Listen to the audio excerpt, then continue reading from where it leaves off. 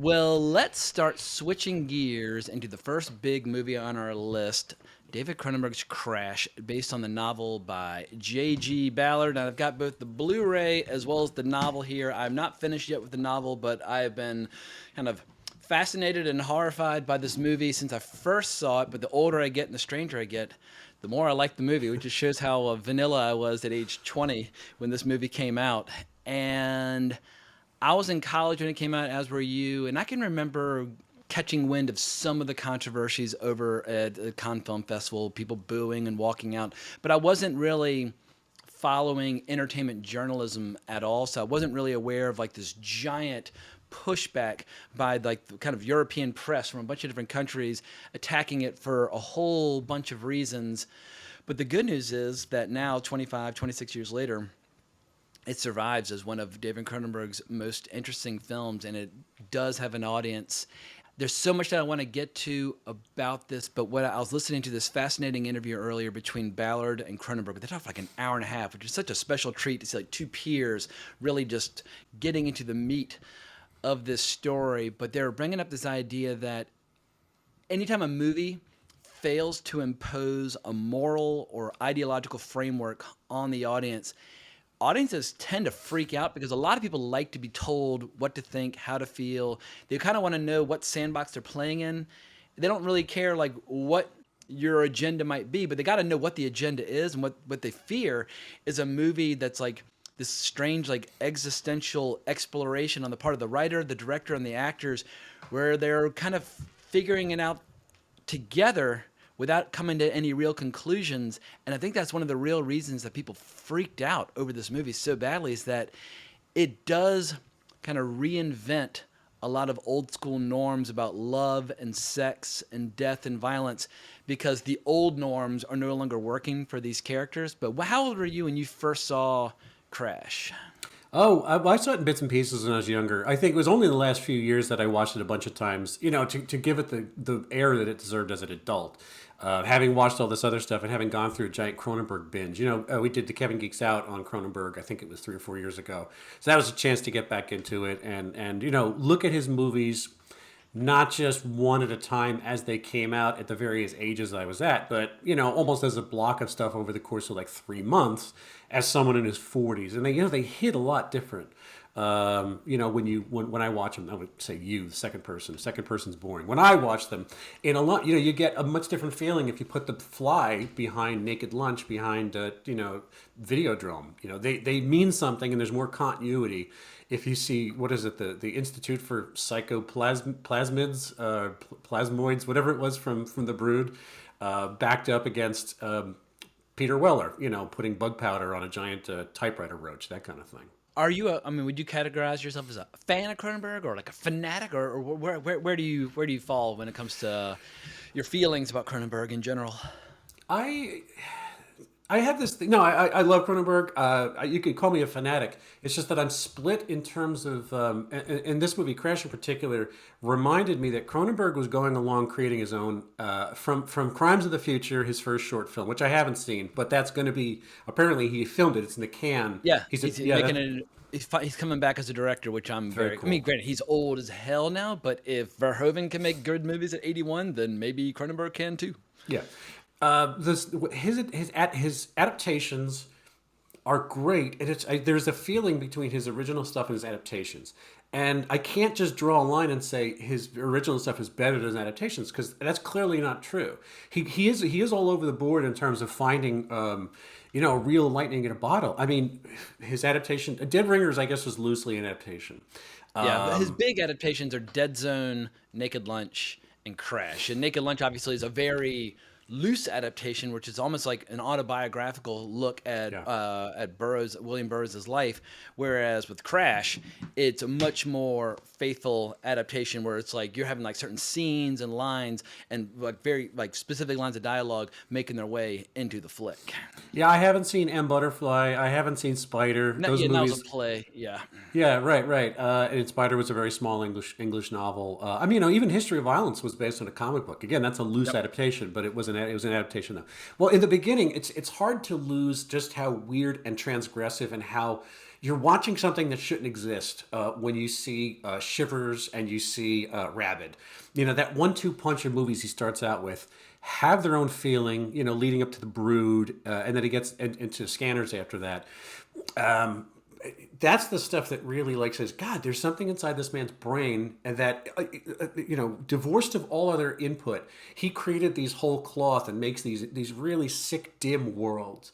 And he hasn't really done anything like that in a while. But I still love things like Existence, which I think was a whole creation, and it's like that really is an understanding of the virtual world, and that was like 1999, I think he made that. So it's like, yeah, I'm a fanatic about him. It's just that my temperature goes up depending on what period of his career he's in. But I mean, the other stuff, I will watch The Fly continually over and over again without Yeah, I fatigue. guess The Fly was like his last great sci-fi movie, and then with Dead Ringers, for me, Dead Ringers is the pivot point in his career Yeah. where it still feels like a Cronenberg movie, and I think it's one of the best Cronenberg movies. But you're going into much more adult terrain. This is the real world in which we all live. There's nothing fantastical or otherworldly about it. It's just a very disturbing movie about gynecologists. And it's funny, Martin Scorsese once told Cronenberg, I was really nervous to meet you because I didn't know what you looked like, but now I think you just look like a Beverly Hills gynecologist, which I think is a great way to describe Cronenberg. But I feel like from Dead Ringers through Crash, that's like his real great art house period where between Naked Lunch, Dead Ringers, and Crash, you can tell he's just maybe he got tired of sci-fi, maybe he got tired of doing body horror, but he needed a creative pivot, and he came along at the perfect time. And I feel like Crash is what you can almost tell that like this is a part of him that really he knew. He had been debating doing an adaptation of American Psycho, and he did a couple of drafts, and he finally realized that he couldn't do it justice the way he wanted to. But with Crash, he felt like he could, and he wouldn't have done it unless he thought he could really sell it and make it great. And it has some distinctions and differences between the book and the movie. Or Ballard says that the movie basically thematically picks up where the book leaves off, and that the movie's more of a profound love story, and that it actually has something resembling a happy ending where you can envision a future for the two central characters, whereas in the book you cannot. But I don't really necessarily share that interpretation. I don't really like the ending of Crash, but everything up to the ending I find completely irresistible. So for people who don't know what the fuck we're talking about, what is the premise of Crash? Maybe we should start there. Well, there's a term I found in the research here. It's called symphorophilia, which is coined by a sexologist. I guess that's a thing. A guy named John Money. Hey, it's Shannon Tweed's career path, and one of the movies we're going to discuss in later. So symphorophilia is a paraphilia involving sexual arousal from staging and watching disasters such as traffic collisions. I think that's an actual thing. So this wasn't necessarily a whole cloth invention, even by Ballard. But it starts off with 3 sex scenes in a row. You know, that was one of those things you keep hearing about, is how like it's never been done before, and it didn't work then, and it shouldn't work now, and yet it does. And it's just so bold that you see these characters having sex, husband and wife, Deborah Kara Unger and James Spader having sex, and then James Spader's he's got some woman he's going at her from behind in a production studio. Yeah, they're doing like a commercial about a car or something like that. But whatever, he's getting it on, and somebody's asking for like his signature for a Steadicam shot. Like, where's the director, the producer of this epic? And we're introduced to him as his head comes up from behind her butt cheeks, and it's a great shot. Yeah. Good looking girl. It is. It's amazing, right? It says everything you need to. Yeah, you need to. It's about the movie, and again about Spader, James Spader, the guy whose name is James Ballard. Like it's. I don't know how autobiographical it is, but Ballard named the character after himself, and so the weird thing is the character, they keep calling him James, and that's the actor's name. There's a couple of layers of like. Ballard said that Cronenberg should have changed the character's name to David Cronenberg, but it probably would have ended up changing the movie in a lot of ways. But for people who don't know, Ballard's an interesting guy. I mean, the movie Empire of the Sun, the Spielberg movie, is based on his book about his own life. I mean, he grew up in Shanghai in the 30s, and he says he was a giant movie freak. The movies were his babysitter, but fascinating guy. I don't want to get derailed, but anyway, go on with the chlorophyll. And then what happens is that Spader's coming home from work on who knew that the giant beltway of streets around the Toronto metro area were one of the highest incidences of traffic accidents and fatalities. I mean, as of the 90s, I guess. I don't think it's gotten much better then. So they staged this accident where Spader drops something, dips into the well to get it, which we've all pulls, done. comes Yeah. comes yeah, don't yeah, right. I've done it with CDs. I was changing CDs on a deck in the 90s. And Spader realizes he's in oncoming traffic and he gets into a collision. And it's really well done. The guy in the other car flies through his window, flies through Spader's window, killed instantly. And as they're sitting there in the smoking, quiet wreckage, he looks across and he sees in the no, it's in the driver's seat. No, yeah, it's in the driver's seat. Holly Hunter is there behind the smashed window, and what she does is that she looks and there's this beat, this pause, and she rips open her blouse and exposes her left breast. That's her impulse. So you can see something took her over in that moment where the crash wasn't about the violence of the accident, it was about this arousal. And that's your introduction to this concept that you really got to bolt down on. Like that is the beginning of this psychology, this pathology that is played out over and over again through these few characters who you wind up seeing for the rest of the movie. Yeah, this It's a idea hell of an that we keep introduction to the hearing. concept. Yeah, this idea that a car crash as a fertilizing rather than a destructive event. And obviously, Cronenberg's been fascinated by kind of where humans beings, like where their bodies end and where technology begins throughout his entire life. And he's always exploring it. And in his interview, he was talking about how, like, the car is like, the same way like our phones are part of our bodies now, but in the 90s, the car was a part of the human being where you don't even think of it as something that's like separate from you. But this idea that like the reshaping of the human body through modern technology, and we see that when like he's going through his rehab and all those gnarly spikes going into his leg, just watching like the healing process. But as we slowly come to learn, there are a lot of people out there, or not a lot of people, but there's a small enclave of people who are fascinated by this mingling of sex in the human body and technology and car crashes. And they're working on this project. Like they keep calling it the project, but the project always seems to change depending upon when they're talking about it, how they're talking about it, which brings us to the character of Vaughn, who when we first see him, I'm amazed he doesn't have his dick hanging out of his zipper. He's walking around the hospital with pretending almost like he's in there in some official capacity, but like his shirt's untucked, his smock looks dirty, and he's like smelling patients and looking at pictures of dead bodies. Like, who let this guy into the hospital, and why is he allowed just to roam around free? He's got no personal space at all, this guy. I Yeah, swear. but he is working on a variety of things. He likes recreating classic car crashes. He's obsessed with them. And once again, I don't think he knows really where his philosophy is going. He's in the process of discovering as well. It's not like he's got his whole philosophy kind of like intact and iron, like kind of airtight, and then he's sharing it with his followers. He's on a journey, and some other people are on for that same journey along with him, just to kind of see where it goes. And it's a fascinating journey to behold. And it doesn't necessarily end in a happy, warm, beautiful place, but goddamn, we get some really intense scenes along the way, which will, whatever your boundaries might be, they will be challenged. And it reminds me a little bit what Christopher Funderburg said on that episode we did about Toby Hooper years ago, where he was talking about this idea of like the theater of the grotesque, like the art that challenges either your ethical or moral or aesthetic boundaries as you understand them. And great art should challenge whatever those boundaries are, and Crash 100% does. Yeah, and it's the weird thing of that. Here's a movie with sex and violence, but in some ways they change their roles because the sex has a weird violent part and the violence becomes the sex. That's why it's like I've never seen anything like that. Well, to be nothing's ever been like this before. It's not a matter of I haven't been living under a rock all my life. It's just they don't really make a lot of these, and you need somebody like Cronenberg to kind of rewire where you're coming from with this. Look, I understand people who there's a thing that happens to the human being sometimes where pain becomes wired as pleasure. When you get hit with a whip or something like that, your body can transmit pain into pleasure. And this goes far beyond that. This is like coming up with almost like that new flesh type, the TV that has a face in it and the tape that in Videodrome, it crawls into something it crawls into something else where the car crash. We're all used to looking at tangled metal, but in this, it's like they sit inside of the car crash hours and days after the cars have crashed, and they have this feeling. They're replaying what happens inside of it. They get aroused inside twisted metal. Things that we look at as residue of our post-consumer society. A car crash to us, as there's no way to get around it. It looks like a disaster.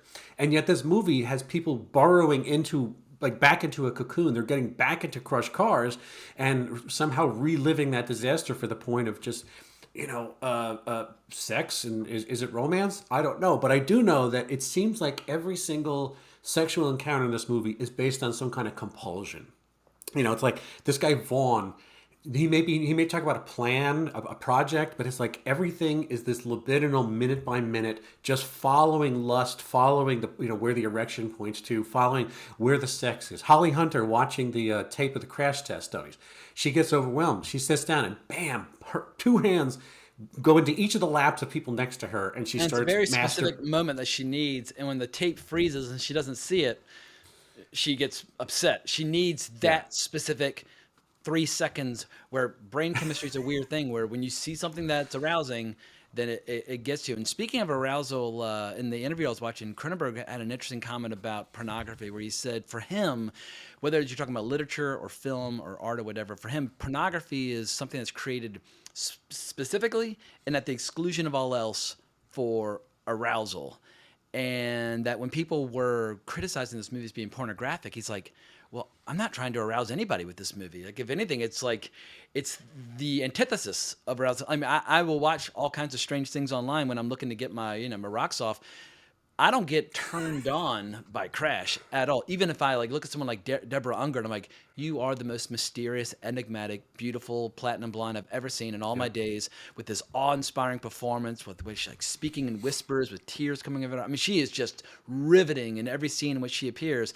But it's not a turn on. So I feel like the accusation of this movie being pornographic, I think, is wildly off base.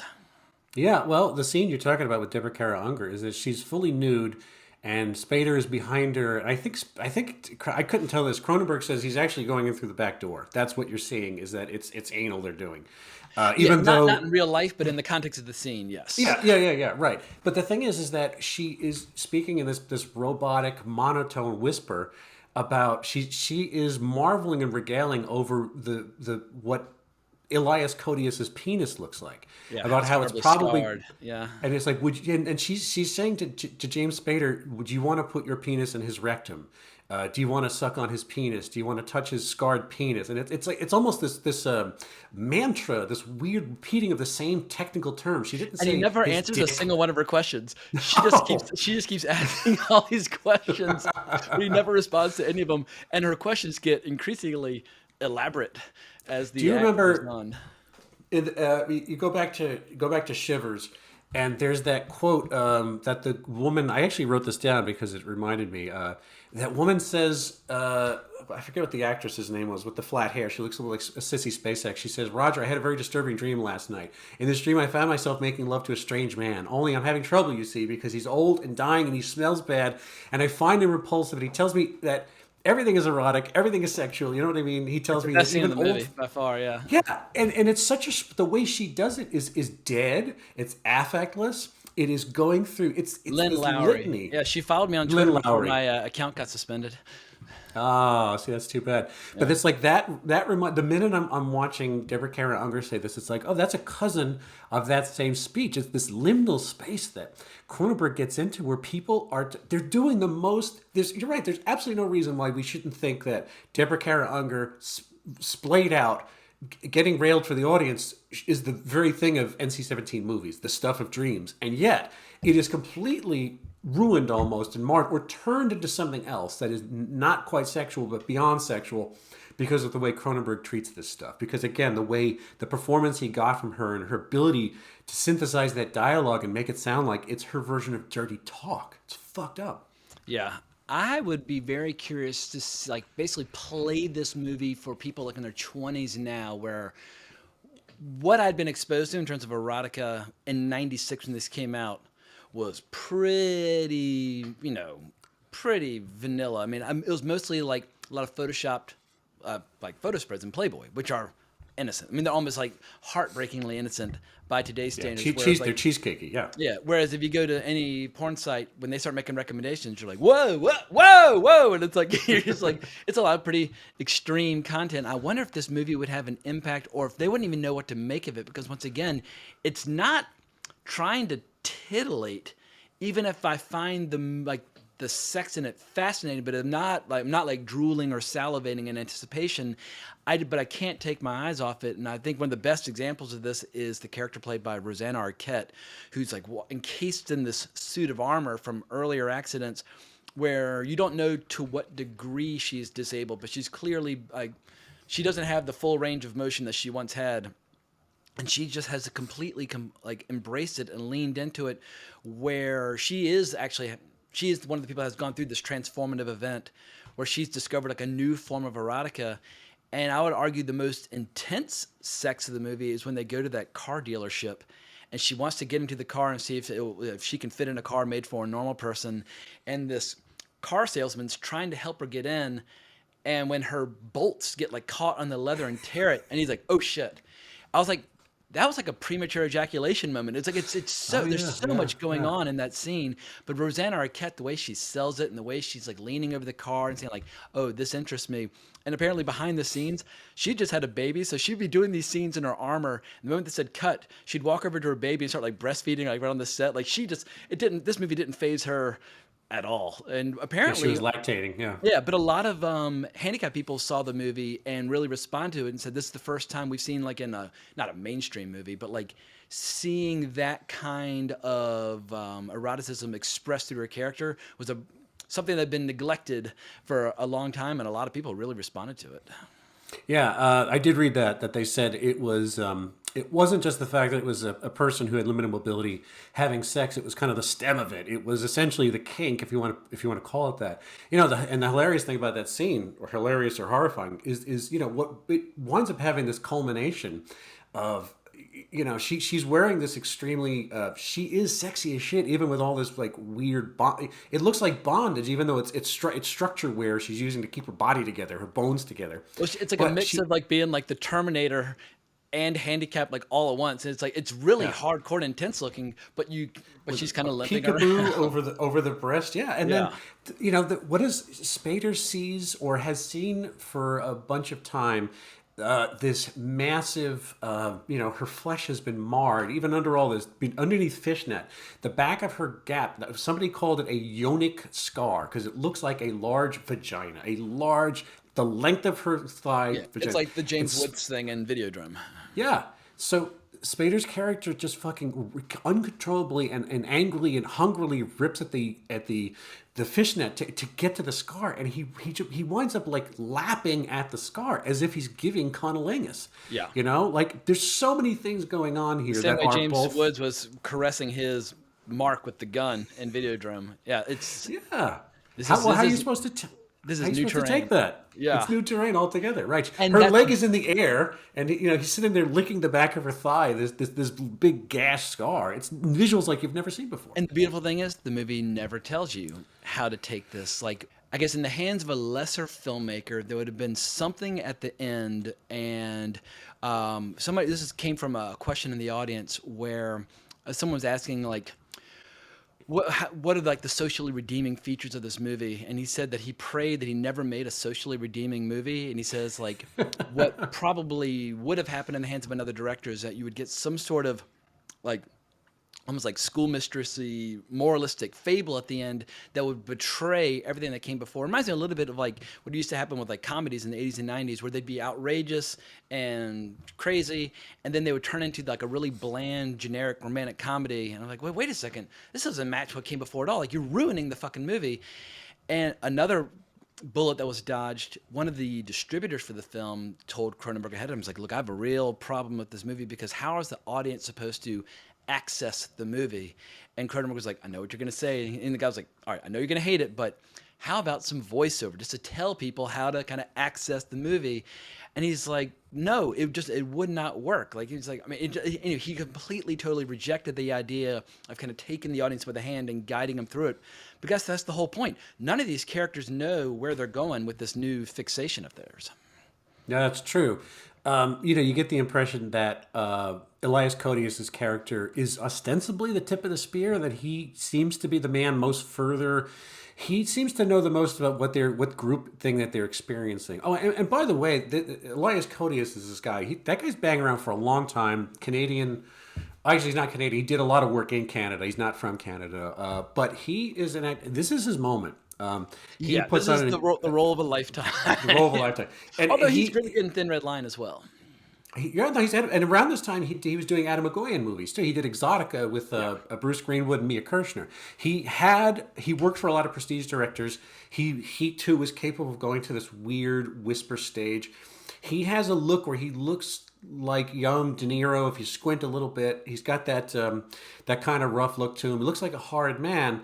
And yet he does such incredible work for Cronenberg, like a natural Cronenberg actor, that he not just delivers the dialogue, but invents the space in which the dialogue is somehow real. It's not just text; it's a thought. It's somebody is living a life that this is what the words in their head sound like. Yeah, That's a very difficult thing to do. it's a very dangerous performance where the way people respond to all of his scars and the incredibly aggressive forms of sexuality that he explores with some of his co-stars, there are times where I don't know like where to look because it's an uncomfortable experience. And the author said when he wrote the book, he wanted to write a book where the reader would have nowhere to hide. I think this is a movie where the audience has nowhere to hide. You're like, oh, do I stop it? Do I turn it off? Do I keep going? And yeah, the first time I saw this movie, I had no idea what to make of it. I was just so confused. I thought I was a Cronenberg fan. I was like, oh, I want to watch Bambi. I was just, but man, it's a movie that's so richly deserving of multiple viewings, and it's so rewarding upon multiple viewings because you can just start peeling away the layers of the onion. But his performance, that is the great mystery at the core of this. Like, why are all these people so enamored with him? Why are they following him? Why are they so obsessed with him? Why are they all having sex with him? It's there are no easy answers. Yeah, and not only that, but Elias Coty is not a household name. He's an actor's actor. People love those guys. Directors love having them work for them. The movie was not. Ballard was a Londoner. He was a Brit, and this movie takes it and moves it to Toronto, Canada, which Cronenberg has made every single one of his films in Toronto or someplace, but 99% of them have all been in Toronto, and on top of that. Cronenberg has had the services of Peter Shitsitsky, the director of photography, for many, many years. And this is one of their collaborations to kind of make metro suburban Toronto, I guess, look like a thing, like another character. It's almost so drab that it defies credulity a little bit. There's almost this anonymity to Toronto. But I would think, going back to what you said, in terms of the movie not necessarily having this red hot heart at the center of it, it is very cool. It is very distant. It's a remove Oh yes. from everything going. In spite of all the sex, that's the point. Is that you should absolutely be thinking this is a titillating erotic situation, and the movie feels Clinical. very It's clinical. almost like you're It's a great way to examining put a it. corpse on a slab. Yeah, yeah. I mean, and it's not that Cronenberg's performances that he gets from actors in the past haven't had spirit and brio and fire pops up a lot in his movies. It's just that that there's his tones are always very quiet, very slow, very methodical. And the weird thing is that I sometimes when a movie winds up being blue and icy and distant. It gets away from me because sometimes I'm like, Jesus, I don't know what to say. Is this a comment on filmmaking? And some of the work of Haneke, I love some Haneke, but other Haneke really loses me because I kind of don't know where he's going. It's like, it's so clinical, it just loses humanity. And it's like, oh, but the cool thing is, when we're with Cronenberg, we lost humanity a long time ago. We haven't had humanity since like 73. And it's like, great, you know what? Sweep that off the board. Let's just go into this weird null space where all of his movies take place. And it's much easier to buy into this, like Christopher Walken, the ice is going to break. All that stuff makes so much more sense if Cronenberg is the one is doing the storytelling. Yeah, it also helps when you've got such a game cast. He talked about how his approach to making this, because obviously you could very easily, very quickly get into very slippery territory, and his attitude from the word go was, every single actor in this movie is going to be allowed to see every single shot immediately on repeat. Everyone's going to know exactly how they look. They're going to know exactly how it's staged. They're going to know everything about it. And if they're upset or if they have a problem or whatever, we're going to talk about it. We're going to discover it together. And all the actors were so invested. They all took a huge pay cut. They all were happy to be there. They were all eager to be there. And when the movie started generating some controversy, they were the most fierce defenders, probably none more so than Holly Hunter. In this interview with J.G. Ballard, he's like, "Oh, Holly Hunter, she's a feisty young woman, isn't she?" Like he just was blown away by how she was like, "Bring it home, motherfucker!" Like she was ready to argue with some journalists, which I find amazing, and it's cool seeing Cronenberg inspire so much loyalty with his actors when every single one of those actors is walking a tightrope and like they're risking their career, their reputation. They're putting so much on the line, and I think that's why this movie in the end soars, is because nobody's tapping the brakes. They're all going for it as a group. Well, it's a leitmotif of Cronenberg's career is that if you go down the line after he gets out of the Canadian wilderness, maybe it's when he hires Oliver Reed uh, and Samantha Eggar when they do The Brood. He starts to get people who are ostensibly on the A list at that point. After that, nobody doesn't. I assume that there's a type of actor who doesn't want anything to do with him because they don't understand it. They think it's bad for their career. However, the Holly Hunters of the world show up. The Holly Hunter pursued him for years, wondering, is there a project somewhere in here? Because when she had done the piano, what was that, 92, Yeah, a few 94? I years prior. forget. Yeah, which is Yeah, another very courageous role as well. She's outstanding in it. yeah, considering that, my impression of Holly Hunter comes from broadcast news, which is, I mean, I think that's still the role of her career. She was Nah, incredible. Raising Arizona, baby. Raising Arizona is great, but Jim Brooks, though, it's hard. I mean, you can split the difference. But the thing is, it's a very bold performance. But Holly Hunter, her speed, her sort of a Girl Friday kind of like chatterbox wit comes out in Jim Brooks movies. And it's like to follow that. I mean, that was broadcast news was what, 85. This is just a couple of years later. Or was that 87? This is just a few years later. It's a That decade later. Yeah. yeah, she clearly had an interest in doing, boundary pushing stuff. And it's again for a girl with that thick Georgia accent. I think that's where she's from. She really did things. She wanted to push her career outside the regular stuff that she would have otherwise been invited to do. When she would have made a lot of money and she would have had a great career if she did not get into genre bounding and boundary pushing Yeah, shit. if But she again, just wanted to be the sassy Southern girl in all those movies, she could have easily gone it that would have way had worked. she chosen to. But she's no, I want to work with Jane Campion. I want to work with David Cronenberg.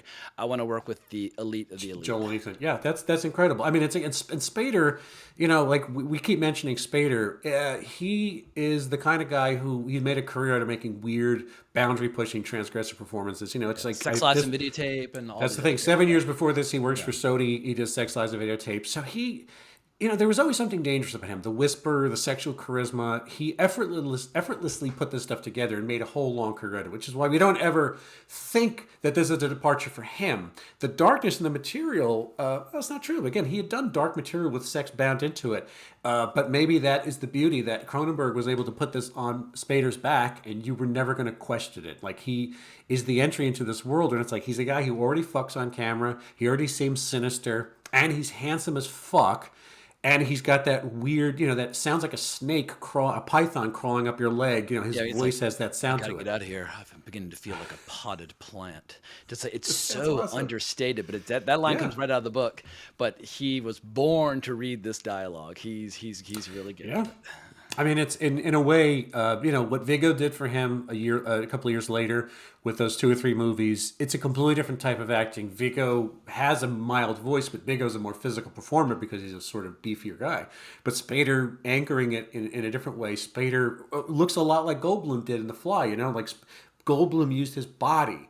In The Fly, you see so much of him, and it seems like every single muscle group of Goldblum was involved in the acting of being Seth Brundle.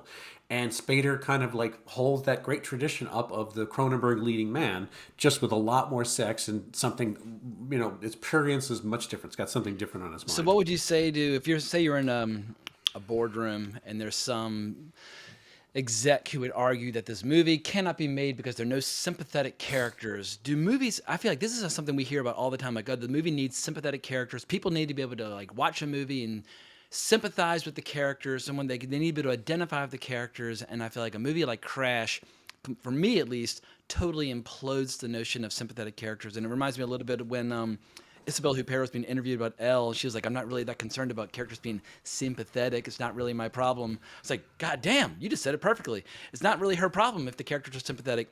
But are they honest? Are they true? Are they interesting? Yes to all the above in the case of Crash. And I don't know if I'm really particularly interested in watching movies with sympathetic characters ever again. It sounds so kind of boring and trivial.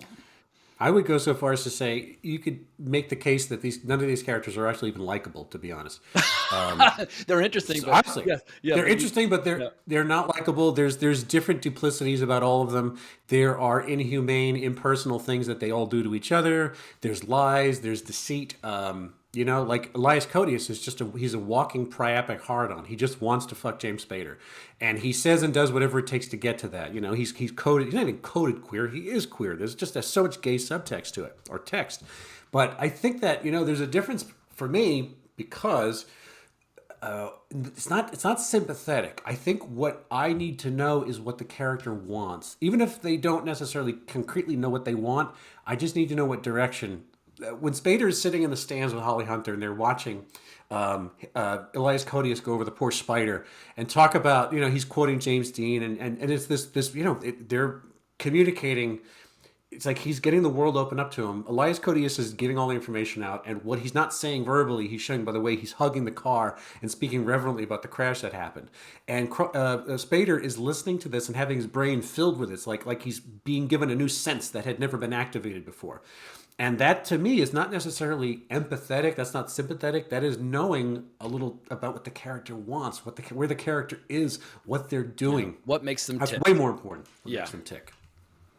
Yeah, hell yeah. And I mean, it's almost like after he has that accident, he's looking around and he's like, it feels like there's 3 times more traffic than there ever was before. And like, he's wrestling with all these new feelings. And in the book, it's very explicit, like how, like the moment he gets his first erection in the hospital, that's when his health starts to come back together and he starts getting kind of fired up again. But when he finally kind of gets almost, and not inducted into, but brought into this little inner circle of people who had like share this fixation, at least then he's got some sort of path. But I always get the feeling like his character is kind of like he's observing them and he's kind of taking from them what he wants. He's not completely of them, but he feels probably more in common with them than like with anyone else.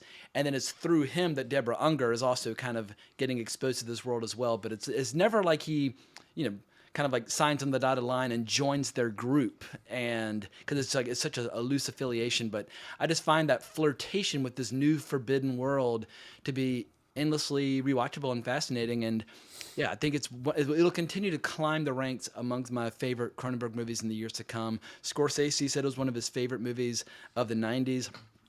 Coppola had the reverse reaction. Coppola so vociferously reacted against it when he was on the jury at Cannes that they couldn't even give it like a real award. They had to give it like a special jury prize. But apparently Coppola went fucking berserk, like tearing this movie down. I'm like, all right, well, you just lost a few points in my eyes. Like, you made some cool. Yeah, what's up with that? What the fuck was Coppola's thing? What was he being a fucking dick about? I don't understand. What It of must all have the been. people in Hollywood, this fucking guy? Seriously?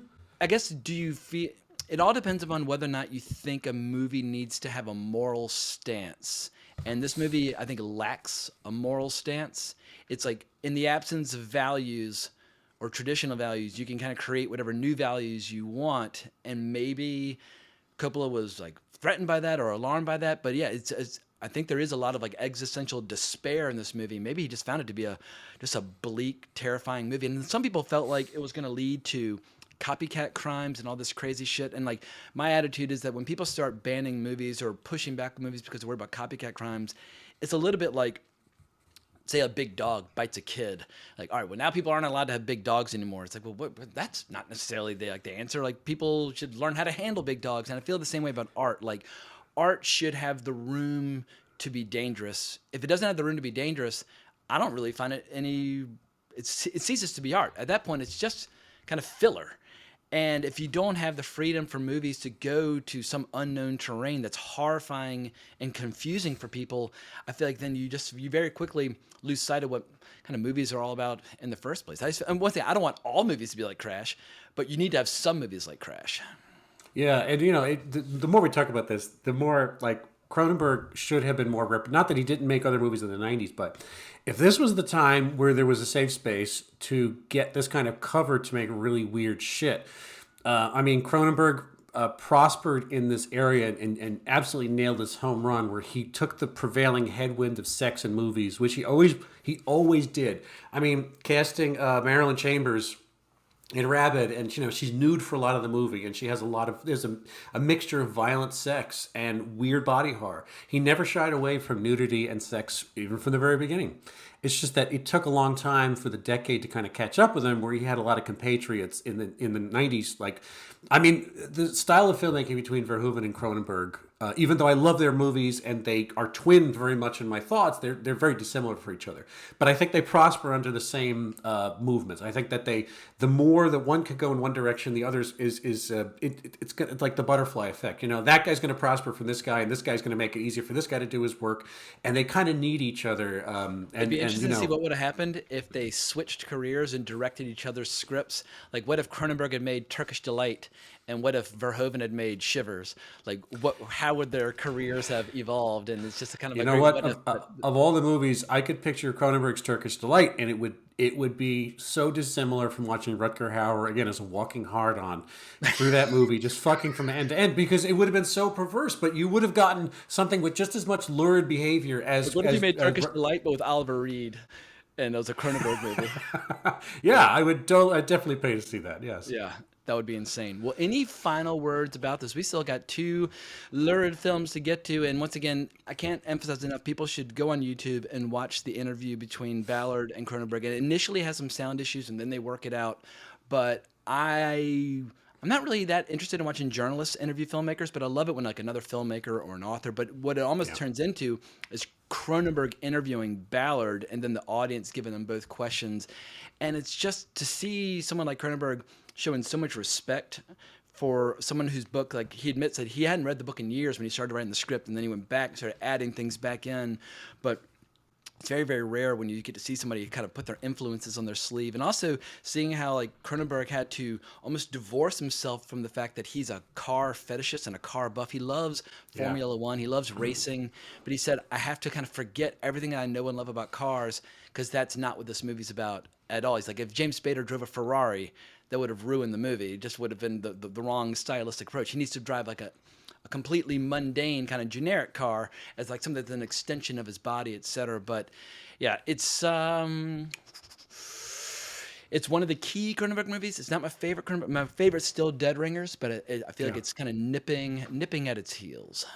Yeah, I can agree with that. It's not my favorite, but I mean, don't let that, like, I don't think that's any judge of its quality. It's merely just a taste thing.